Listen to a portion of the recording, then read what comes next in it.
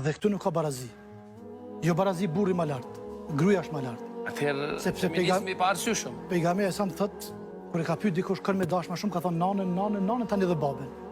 Do thotë te dashnia mas pari nana. E dyta, thotë kush e edukon një vajzë, 2 ose 3 e edukon, e rrit, e shkollon, e ka xhenetin. Nuk po thotë kush e ka 2 djem ose 3, ose një djalë, po vajza. Dhe njeriu i fortë, njeriu që është i fortë, mbrapa ti është një grua e fortë. Kush është ky? Ka qenë pejgamberi jon alayhis. Mbrapa asaj ka qenë Hatixha.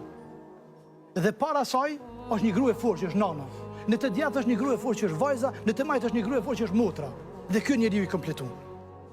Dhe feja Islame aq shumë e ka ngrit vajzën, saqë pejgamberi jon alayhis salam kur ka hi Fatimia vajza e tij, kur ulën se ka prit. Kur se ka prit ulën, gjithmonë u çun kam. Dhe gjithmonë e ka prit me gjypen e tij, pallton e tij e ka pështill në gjoks. Ne ka njerë marrë masa, ne shqiptarët, qysh e kemi trajtu vajzen. Dhe mendojmë që ata shqiptarët e kalum kanë qenë musliman të mirë. Kanë mujtë me qenë musliman të mirë, për të padishëm. Ignorant, musliman ignorant. I ka hi zullum vajzës. E ka po padrejsi vajzës edhe grus, edhe nanës.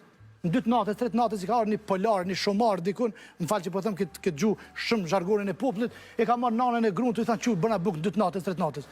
Aje normal ti. Aje është gruë dikuj, aje vajzë dikuj. Dhe këtë ato oda shqiptarë që i kanë pas të kalumen, këtë i kanë shkatru për shkak dhunës psiqike, shpirtnore edhe zullumit madh që kanë bërë ndaj grave që të kanë hupë. Sot asnjë vend s'ki, asnjë burr sa nuk më leçet dikë pa thirr gruan telefon, apo më marr dikën në shtëpi. Apo i ka tash është në ekstrem, atëherë ka qenë në ekstrem. Dhe unë mendoj që Zoti Dhul Xhelal gruan e ka ngritë shumë.